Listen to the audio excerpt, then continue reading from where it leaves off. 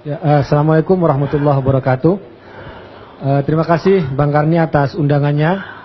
Sebenarnya soal Perpu ini saya ingin menggunakan ilustrasi pemisalan yang sederhana saja, bahwa Perpu ini diperlukan untuk kita melindungi rumah kita sebenarnya, aturan. Menurut saya ini hal yang sudah umum dan masuk akal. Kalau kita membuat aturan atau tidak mau ada orang atau pihak lain yang ingin menghancurkan rumah kita. Nah, Perpu ini memang ditujukan untuk melindungi rumah Indonesia.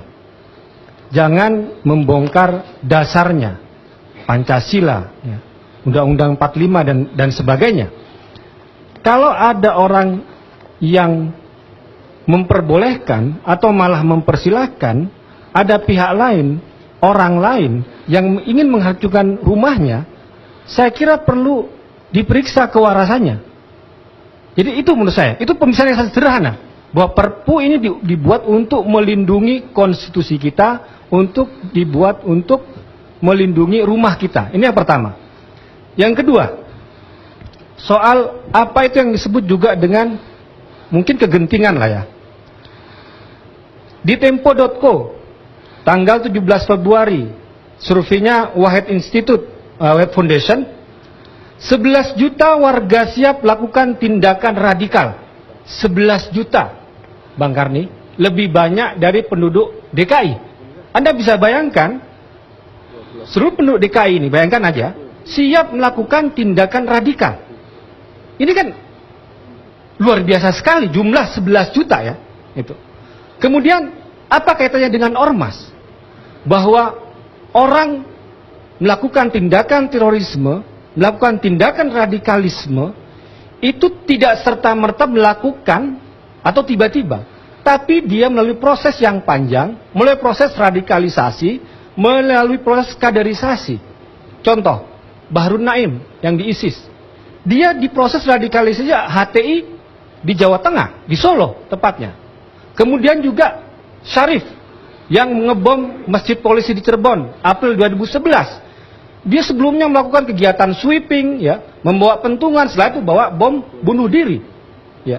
Jadi ini menurut saya sangat-sangat genting ketika ada tindakan-tindakan yang ingin mengubah dasar negara kita, kemudian ada tindakan-tindakan radikal, tindakan teror yang memang sudah sangat mengkhawatirkan dari sisi jumlah, kuantitas, ataupun juga dari peristiwa. Bagaimana mungkin, Bang Karni, ada orang polisi setelah sholat, kemudian dibacok, dituduh togut dan kafir, dan menggunakan isu agama. Dan di Perpu ini juga dilarang, buat jangan menggunakan isu sara untuk kekerasan.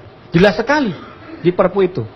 Kemudian juga, bagaimana mungkin ya peristiwa-peristiwa konflik ya, yang ada misalnya kalau kita lihat di Irak, atas dasar etnis antara Arab dengan Kurdi, aliran agama antara Sunni dan Syiah misalnya.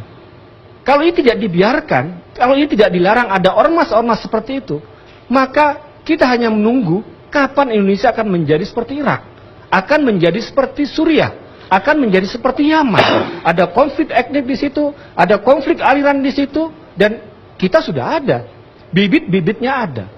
Ormas yang memiliki tujuan-tujuan seperti itu juga sudah ada. Kemudian potensi besarnya juga sudah ada dan bisa ditemukan di lapangan. Ya, ini bicara soal itu. Kemudian hal yang lain, kita bicara soal misalnya HTI. Ya mohon maaf Pak Ismail Yusanto.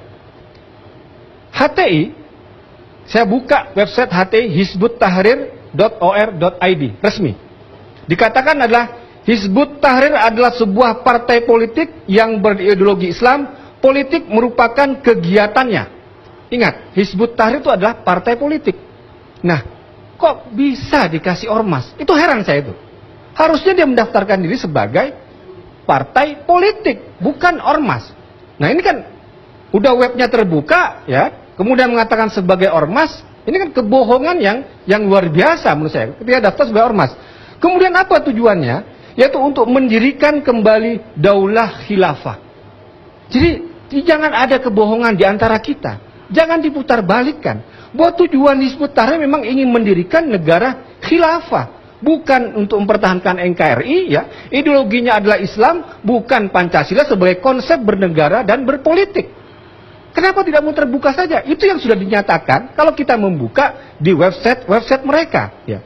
Kemudian potensi yang lain, kalau bicara soal sejarah Hizbut Tahrir yang ada di Yordania yang dilarang, yang ada di Syria karena keterlibatan mereka itu dalam kudeta, ya. Itu fakta sejarah yang ada dalam penelitian buku-buku. Bahkan ada 20 negara yang sudah melarang Hizbut Tahrir. Kemudian bagaimana potensinya di Indonesia? Ada di website Hizbut Tahrir sendiri yang mengatakan bahwa sudah menyerukan agar militer dan polisi melakukan kudeta. Jadi mau mengulangi sejarah Hizbut Tahrir yang ada di Yordan, yang di Syria, kemudian di Mesir. Nah, ini kan soal pengulangan sejarah. Kalau kita bicara soal fakta-fakta politik yang saya kutip misalnya dari website mereka.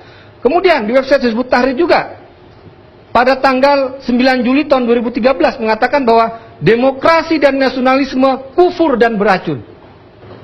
Jadi nasionalisme itu disebut beracun. Saya kira KTP-nya Pak Ismail Yusanto masih KTP Garuda Pancasila dan Kewarganegaraan Indonesia. Tapi ini adalah disebut dengan beracun. Nah, mengatakan bahwa nasionalisme, bahwa cinta tanah air, yang katanya pendirinya NU, Kiai Wahbasullah, hubbul waton minal iman, adalah mencintai tanah air adalah bagian dari iman. Kok disebut dengan beracun?